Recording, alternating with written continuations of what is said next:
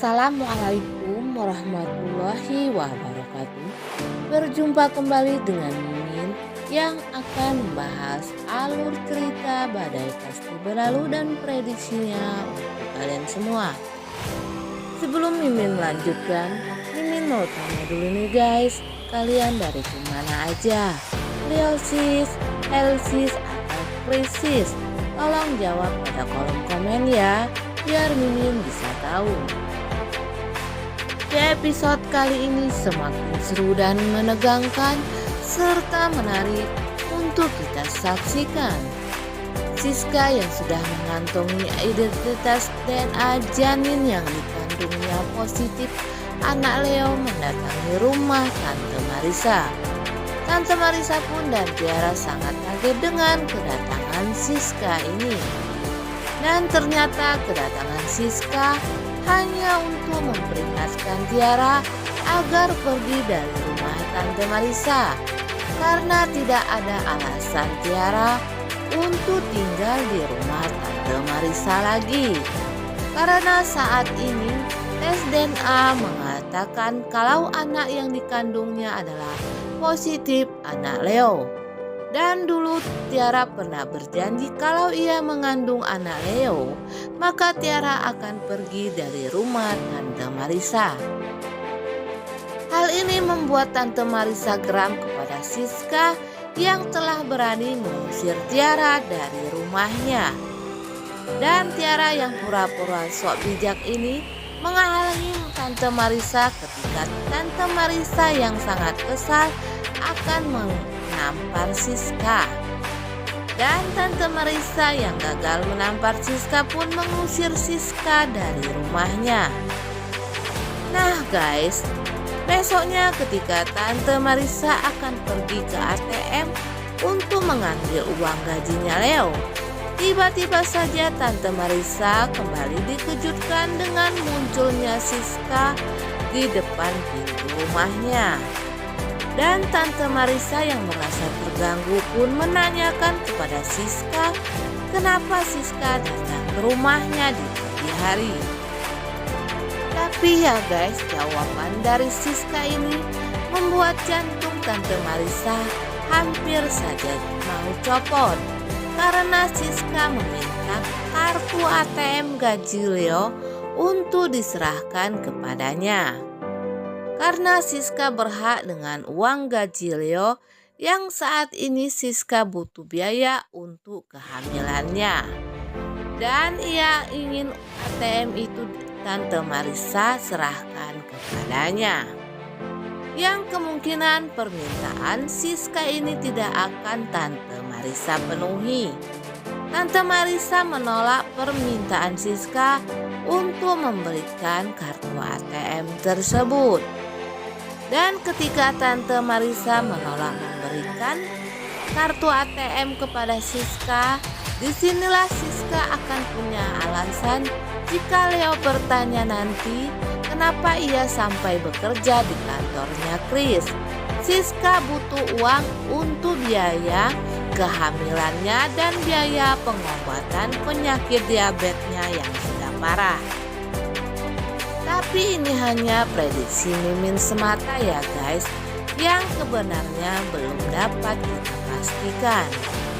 Sementara itu di scene lain, Leo menelpon Johnny untuk menanyakan tentang Chris. Tapi Johnny yang saat ini sedang dalam masalah pada perusahaan ayahnya Renas Group tidak mengatakan kepada Leo kalau dia meminta maaf, tidak bisa memberi jawaban saat ini karena dia sedang sangat sibuk dengan urusannya di kantor. Yang memang Johnny habis bertengkar dengan ayahnya yaitu Pak Diki yang telah menyabotase Renas Group sehingga karyawan dan pelanggan Renas Group pindah ke semua klub milik Pak Diki ayahnya Johnny. Duh guys, bapak sama anak ini kapan damainya ya? Mimin pun berdoa semoga kedua orang ini bisa berdamai. Padahal mereka adalah orang tua dan anak. Dan Tante Monique pun mendatangi kantornya Johnny Ketika Tante Monik melihat Johnny yang babak belur bertanya kepada Johnny, "Ada apa?"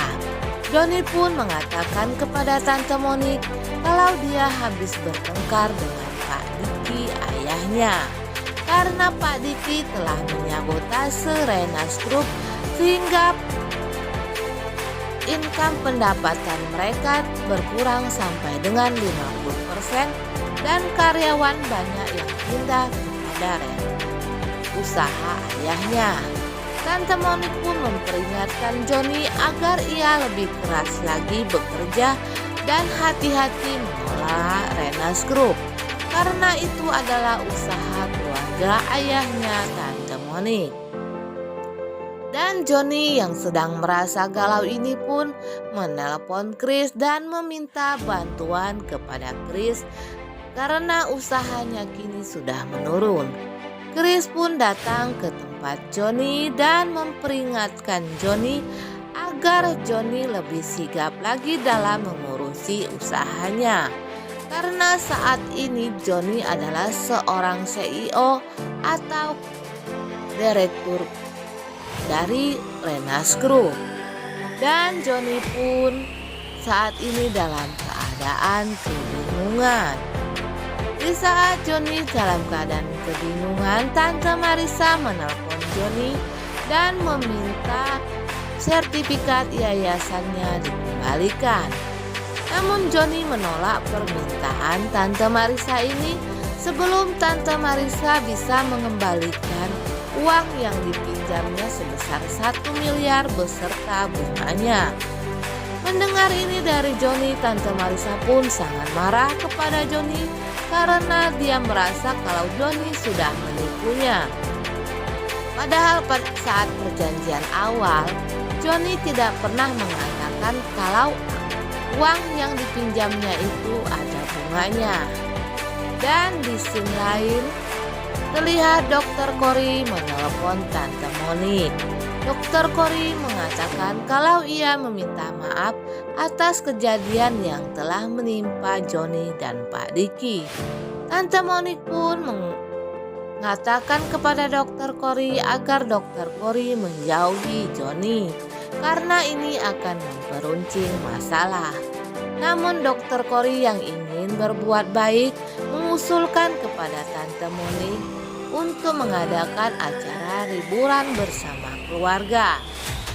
Tante Monik pun akhirnya mengajak Siska untuk melakukan liburan bersama.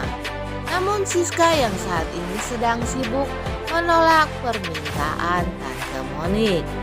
Nah guys, Mimin kira sampai di sini dulu. Apabila ada kekurangan, Mimin mohon maaf. Untuk kalian yang baru menemukan channel ini, tolong dukung channel ini dengan tekan tombol subscribe dan aktifkan lonceng notifikasinya agar kalian tidak ketinggalan info-info terbaru dari Mimin. Mimin akhiri, wassalamualaikum warahmatullahi wabarakatuh.